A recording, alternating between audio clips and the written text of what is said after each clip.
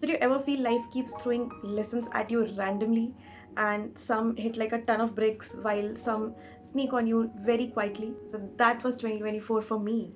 A roller coaster of realization, growth, and a whole lot of so that's what life is about moments. Hello everyone, welcome back to Overthinking Wallflower, where we turn mental chaos to emotional harmony. Life has a funny way of teaching us, right? As we all are wrapping our 2024, so am I, and I'm reflecting on all these things that I experienced this year, the mistakes I made, and most importantly, the lessons I've learned this year. So today, I want to share with you all 10 lessons that I learned in 2024. These are not personal, these are not just limited to my life and my experiences. I am pretty sure you'll be able to relate to many of those, and if you do, please let me know in the comments below. So grab a cup of coffee, sit back, relax, and let's dive in. So this year I learned the importance of leaving the past in the past, because that is where it belongs. because बहुत frequently ऐसा होता है, हम past के कोई भी incident को लेके आज भी बहुत ज़्यादा इमोशनली फील करते हैं उसके बारे में. So what I feel now is what ever happen in the past with us should stay with us in the present moment, just like a thought and not as an emotion now. For example, if someone hurt you years ago, carrying that in your now will only hurt you, and it will only keep your wounds fresh forever. So forgiving and moving on doesn't mean that we are accepting whatever has happened to you. It only means that we are freeing ourselves from whatever has happened, because we have learned our lesson from that. Some way or the other, we have learned our lessons, and now we just want to look ahead, because too often we let past incidents live in our minds even now, not just as memories but also as emotional. We feel deeply about it, we keep replaying them in our heads, and we relive all the hurt, all the anger, all the guilt and regret, whatever you felt at that point of time, even now.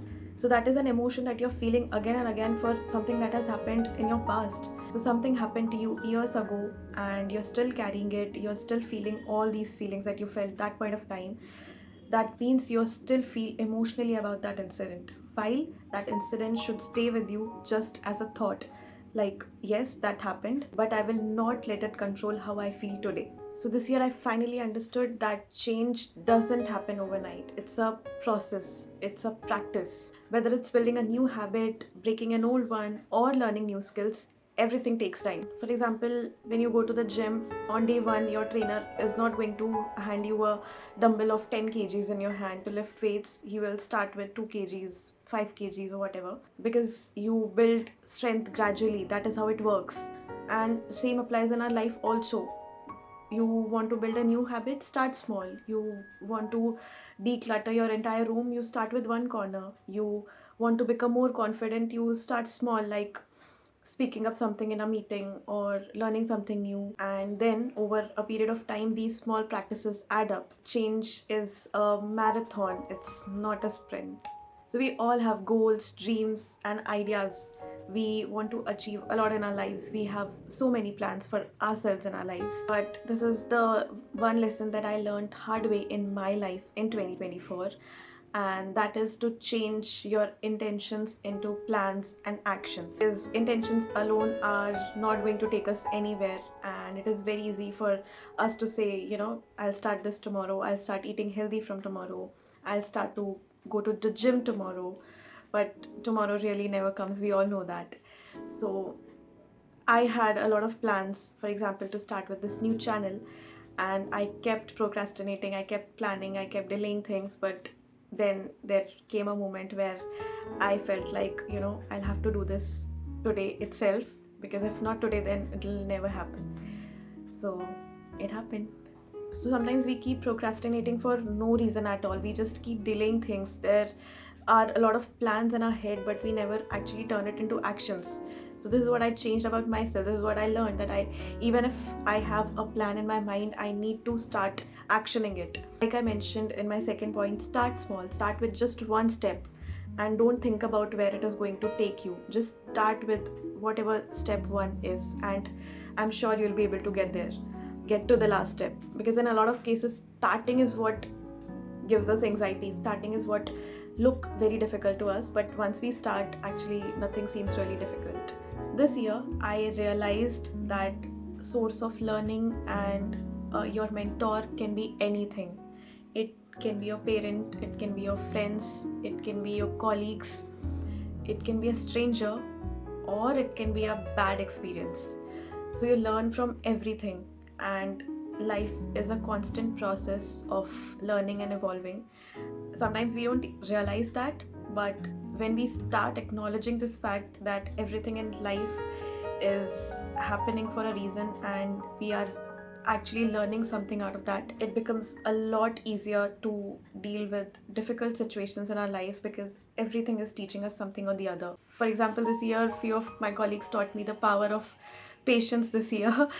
And when life was not very buttery smooth this year, I learned something or the other. I have had a few not so good experiences this year. When I was going through it, I was of course not feeling good, I was feeling bitter.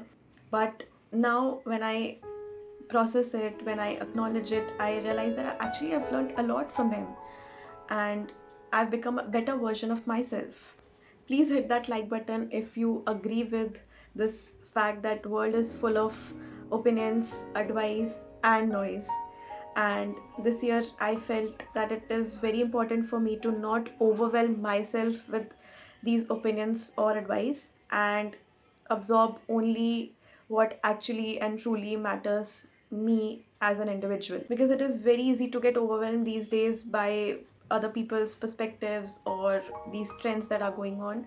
But not everything actually is meant for you. For example, if someone is always criticizing your choices, then ask yourself, does their opinion align with your values? Or if that is actually helping you making better choices and not regret later on, then it is fine. But if not, let it slide.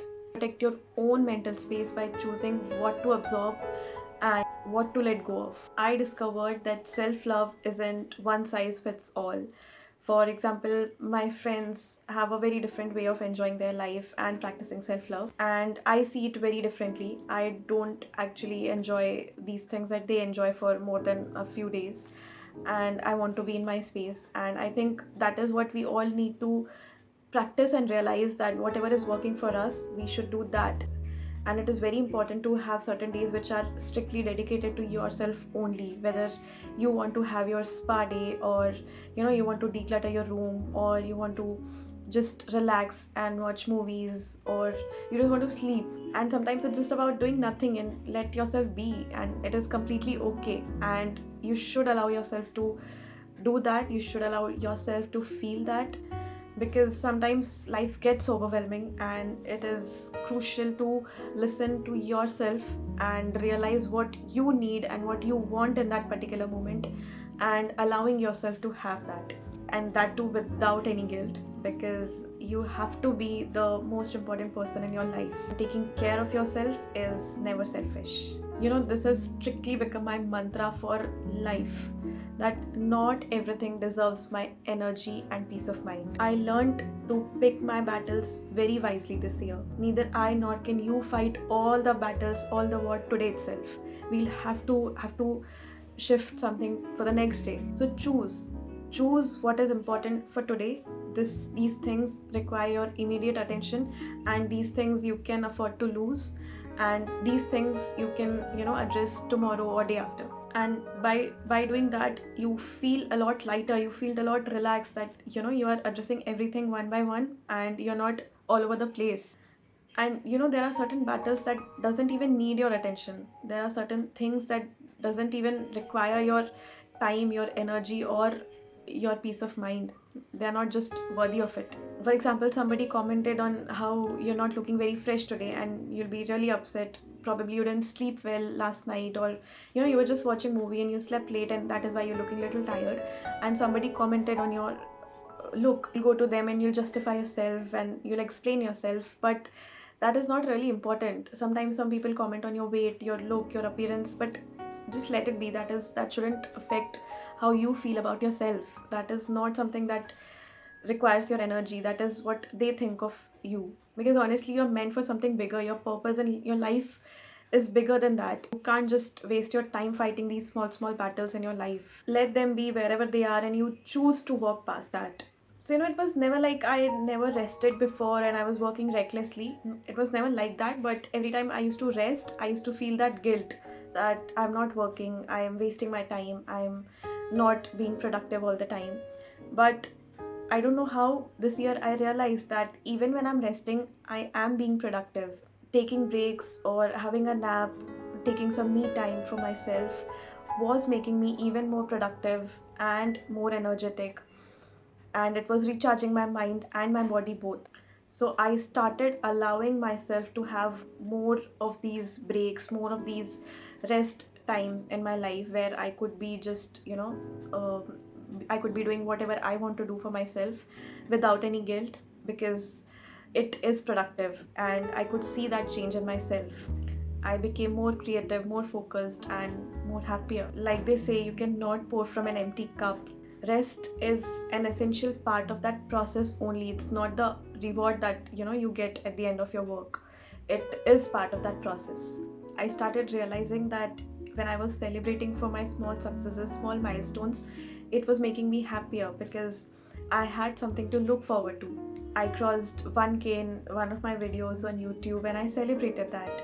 I completed 100 followers, and as a new YouTuber, it is a huge thing. I've just started making YouTube videos and it was a huge thing, and I had celebrated that. We all should do that. We all should just look at ourselves in the mirror and congratulate us for going through life in general, because it is difficult. It is not easy. Whether it's completing a task that you were just putting off, or simply getting through a tough day, you can celebrate everything. You can celebrate yourself.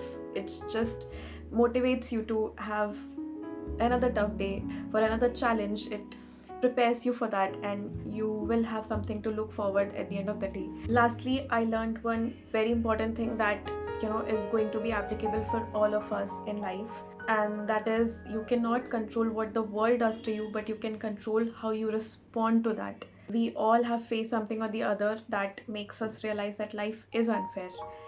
You will get treated unfairly at times, and you will feel let down by people you probably expected a lot from. And I've kind of made peace with this fact that this is part and parcel of a life. This is what will keep happening tomorrow also. So I prepared myself for that. For example, you worked hard the entire year, you tried everything, you gave your everything, you sacrificed your personal life, and you gave everything you had to your work life, but still you were not promoted.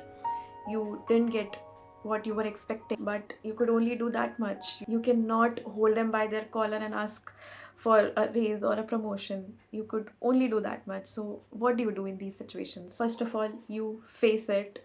You come back home, you have your comfort food, and believe me, it can be a huge tub of ice cream too, because you are allowed. You sleep on it, and then you wake up next day with a new plan. You prepare yourself to not just face it, but to overcome that and try something new. That if it didn't happen this year, what should you do to get this next year, or probably somewhere else? So you wake up next day with a plan B. You realize that okay, you did this is not working, that is not working, now what do you do? These were the 10 lessons that 2024 taught me. Some were really hard to swallow, and some came with a sigh of relief. All of them helped me grow and become a better version of myself. Also helped me grow in ways that I didn't expect. But I am still learning, I am still growing, like all of us are. This isn't about checking off life lesson like a to-do list. It's about embracing the process, celebrating the progress, and figuring it out as we go and as we face it and when we face it. And if this video gave you even one new perspective, give this video a like, share it with your friends, and do subscribe to my channel. I'll see you in the next video very soon. Till then, keep growing, keep learning, keep thriving, one day at a time.